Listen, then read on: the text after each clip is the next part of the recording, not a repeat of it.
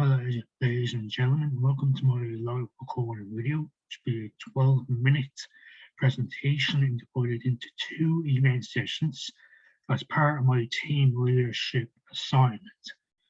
The first session is going to be my pre-event session, which includes my SMART objectives on carrying out planning the before event.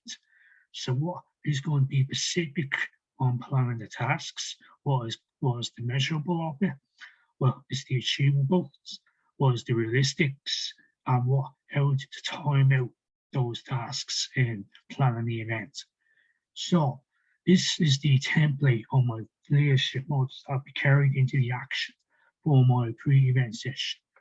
Okay, so here comes my SMART objectives. So what is my team SMART goals? And discuss how I try to achieve those elements using the example to help explain each of those elements. Okay, so let's start with the specific, the S. So my specific on the SMART objective is that I help the team to communicate and work together for a better free of time that can cut the weighted on communication efficiencies. To avoid this way, the team can be able to spend the time on their core responsibilities instead. Now, what is the measurable of the event? Keeping a record of recording all my actions in a journal entry or in an Excel spreadsheet in Microsoft. Create a checklist and simplify my tasks and everyone else's tasks, staying on course and moving forward with my event plan smoothly and improving my event measuring rate progress. Now, my achievables. Designing the event task objectives to be challenging, but also ensure that the failure and mistakes that I made is not built into those tasks for my team members to undertake them.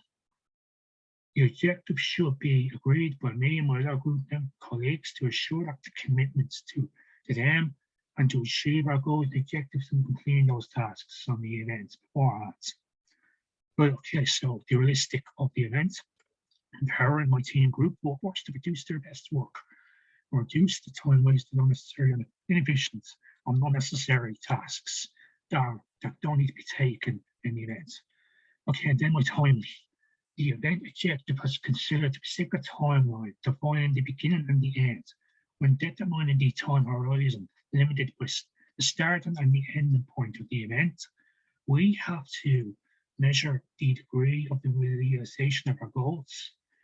It helps me and the other team members to prevent the situation when everyday tasks took the priority over mine and the other team members' long-term goals. Session. So let's go into the overall documents that includes my post-event session on this document. So SMART objectives before attending the event.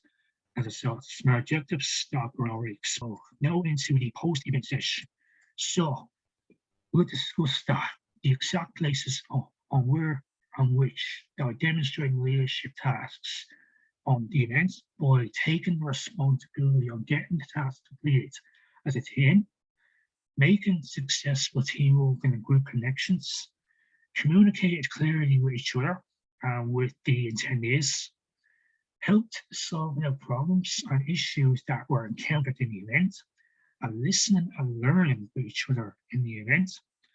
Okay, so now into the problems and solutions to solve those problems that were encountered in the events that happens in the event section. Right? So in the event that we discussed and solutions from problems that occurred at the end of the event.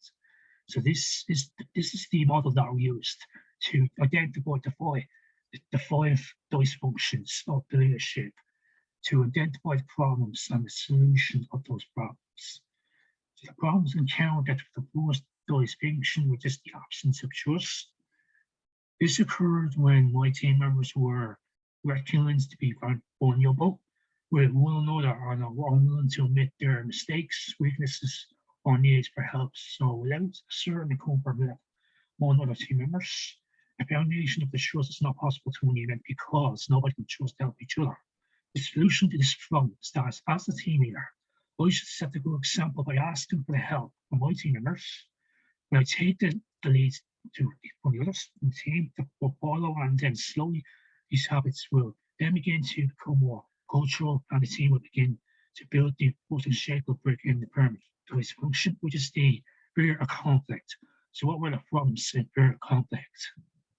This occurred when my team had a lack of trust, which resulted on incapable engagement in unfiltered, passionate, and debated about issues. Constant situations where team conflict easily then turn into veiled discussions and backchannel comments. In a team of setting team where team members do not openly air their opinions, there was a lot of posting and precious time was wasted that resulted in further decision making. Knowing the solution of this problem into the fear of conflict, establishing with my team that conflict is welcome a proposal, defining what the healthy conflict looks like by praising healthy examples or giving creative feedback in conflict veers towards unhealthy. We can also model for conflict by opening a group discussion where bad idea to see if everyone will agree to avoid the conflict and to use this as a litmus test to open up the group to healthy discussion. And lastly, we can designate a devil's advocate in the group discussion or use pro and con lists. The idea is to get people to open up to sharing of different perspectives. Then there's the third dysfunction, which is the lack of commitment. So the problems encountered in the lack of commitment in the event. This occurred that without any conflict, it will be very difficult for my team members to commit to their decisions and create an environment where advocacy prevails. When a lack of direction and commitment can make a team member, particularly all team members, disgruntled. Then the solution to solving this problem on the lack of commitment, I will have to use clarity and closure that are paramount to overcome this dysfunction.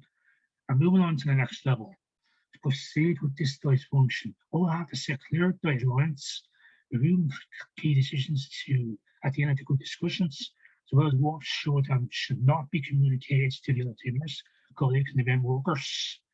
And contingency planning can help my team to overcome their fears by creating clear plans and facing potential pitfalls and the fear to failure head on so everyone can be able to commit to their fears. Okay, now to the fourth dysfunction, which is the avoidance of team accountability. So the problems encountered for the avoidance of team accountability is that this occurs when my team don't commit to a clear plan of action. Even the most focused and driven individuals to hesitate to call their peers and actions and behaviors that may seem to be so counterproductive to the overall goal of the team, where this allows for mediocrity to pull performers to slip by me as the leader to become the sole source of discipline.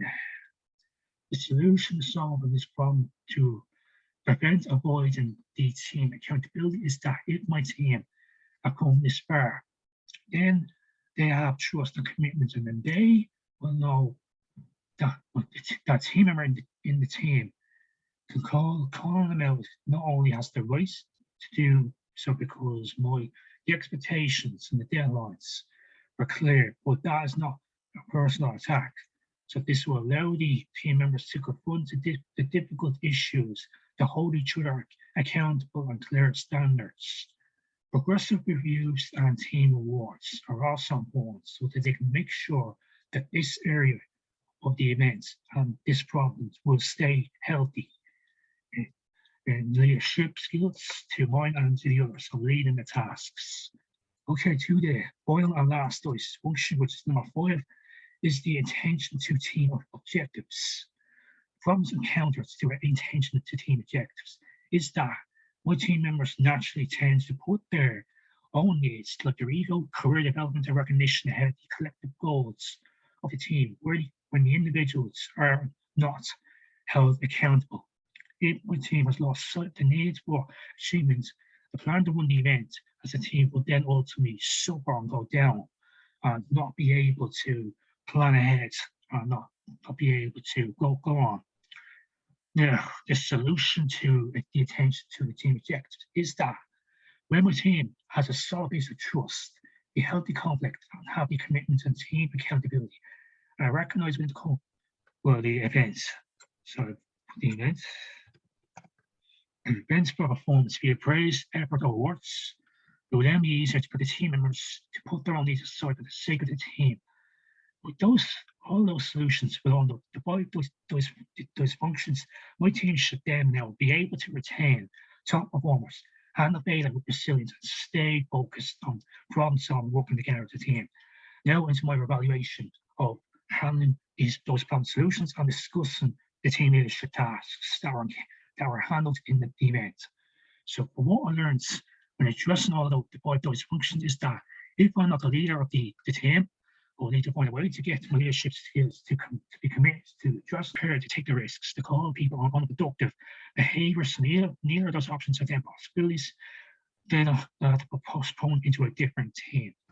Yep, so that is the two sessions of the event, pre-event sessions and the post-event sessions completed of the team leadership in models into the action. So thank you all for watching this, and thank you all for tuning in to watching this presentation. So I hope you all find all the information very useful. But thank you everybody for the attention. Thank you all very much for watching this, and have a great evening, and see you all very soon. And thank you all for watching this. Bye-bye.